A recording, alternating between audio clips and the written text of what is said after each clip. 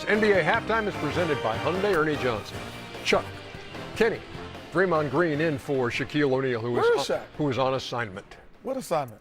I have no idea. But I don't know assignment. Sounds pretty good to say he's on assignment. No assignment. Yeah, I wonder what he's doing. I have no idea. He didn't even call it. I'm pretty sure there's hookah involved.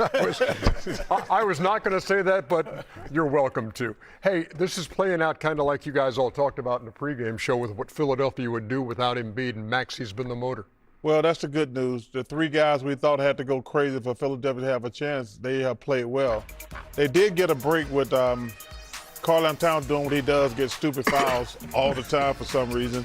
The kid plays so great, and then he gets in foul trouble without Embiid. He would have had a big night tonight. But Maxey, Embiid, and VJ Inchcombe and Paul George have all played great.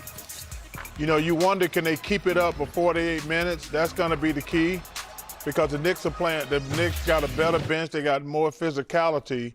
But, man, that was a great first half by those three guys. But, man, Karl-Anthony's got to quit getting in foul trouble, man. Maxey full throttle in that first half. We take a look at the epic moment presented by Hyundai and give you a look at his numbers tonight in the first half. 19 in the first half, 15 of those coming in the second quarter. Game one, he had 13, only took 9 shots. And so Tyrese Maxey asserting his will in this one. And the Sixers, who got crushed from beyond the arc in game one, leading in that department in game two. Well, they're 8 for 17 from three, and a lot of it's coming in transition. It's exactly what we talked about pregame. You see here, they push the ball up the court. If Joel's out here, they walk the ball up the floor because they're playing at his pace. They have to push the ball to get extra points. PG will get another 3 here.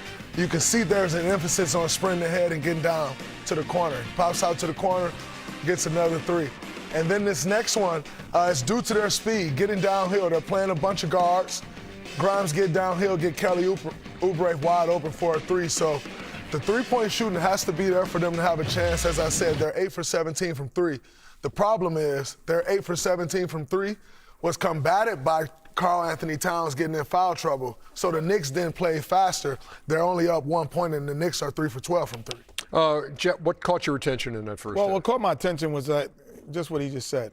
If you're going to do that, you can't give up. They're not getting paint touches, Philadelphia, without Joel Embiid.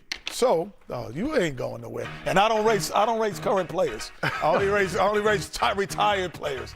You got to be retired to get in this game, Draymond. But I'll tell you what. The other thing is, like here, if you're not getting paint touches with Joel Embiid, you cannot give up free throws. That's the easiest way. So when you get to the rim, now you have free throw opportunities. Now Edgecombe goes to the line. He makes 2. And then you have Maxey again, freeze it here. Right here, you cannot, these are paint touches. This is just like throwing it in the box to Embiid and letting them go to work. So now, paint touch, you get fouled. Get to the line, combat it with your 3s. You stay in any game. Karl-Anthony Towns, we got to be smarter. We just have to be smarter. And now we got free throws again based off the fact that we don't have to have somebody now that has a paint touch and get baskets. And that, to me, is how they're in the game. 3s and free throws, you can't give up both. Now, how can Philly sustain? It's going to be difficult because these guys are going to have to play they got to all 3 play the whole game, basically. And the Knicks, I think Karl-Anthony Towns, he's going to play, obviously got to play better. But I don't know if you can keep shooting at that clip because you're going to have to play. But that's their only chance. You might as well go for it. Because hey, we're just going to turn this thing into a track meet, and hopefully we can make enough 3s. I don't know if they can do it, but because they should actually, if they shoot that percentage, they should actually be up more. Especially with no big cat out there. They should actually be up 6 to 8 points. You're going to shoot at that clip. Points in the paint again being dominated by the Knicks. They were plus 26 in game one, and tonight 38 to 16 at the half. But a 1-point game. You're watching. Yeah, let's turn it up on this Wednesday. What up and welcome everybody. It's Association presented by Caesars Sportsbook. Riding shotgun with Robin Lopez and Chris Haynes. I'm Steven Nelson, and we're going from the world's most famous arena on the East Coast to our studios here on the West Coast in Los Angeles.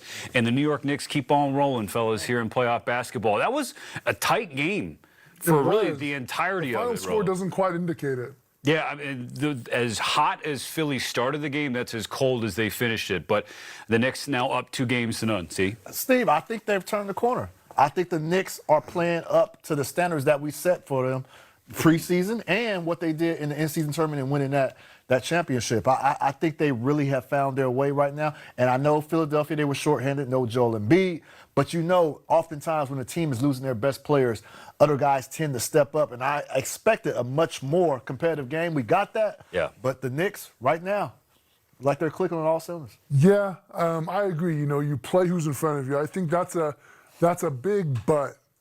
They're saying that Joel Embiid isn't in the game. Big but B-U-T, not B-U-T-T. I'll let you choose the spelling. Yeah. But, well, we know he can't lie. That's why he can't lie about it. That's true. But yeah. But I'd like to see, assuming Joel Embiid is back and healthy, I think that's a different game. Well, no Mitchell Robinson on the other side for the Knicks. He was out with an illness. But obviously, Joel Embiid is a massive blow, and there was a lot of foul trouble in the first half for New York, especially on the front court. And Philadelphia, it seemed like after Game 1, all the talk was about Game 7, as in Philly's last game against the Celtics, the emotional roller coaster that whole series was, coming back from down 3-1. You win on Saturday, you got to come back and go to the Garden with only 1 day of rest, and they looked like that in Game 1. They came out in Game 2, and you're like, all right, these are the Sixers. Now they got their legs underneath them, but the way that the Knicks are playing right now, Rolo, especially down the stretch, Jalen Brunson, I mean, of the last 11 Knick points, I believe he had half of them, 6 of them. There's just a different level of confidence to go with their postseason experience. Yeah, no question about it. You know, we're seeing a Knicks team that has hopefully learned from the mistakes of last season. And it's not like they're doing it against some bum team. They're doing it against the Philadelphia 76ers, a team that eliminated the squad that everybody thought was going to be the favorites coming out of the East. Right. You're right. You're 100% right about that. And we all knew going into the season, New York Knicks, it was a championship or bust. Yeah. They fired their coach after making it to the Eastern Conference Finals. So we knew anything but an appearance to the finals, it was going to be a disappointment. And I think they're turning the corner and they're proving why. And this is why I would say this. Remember all season long I was saying the Knicks look bored.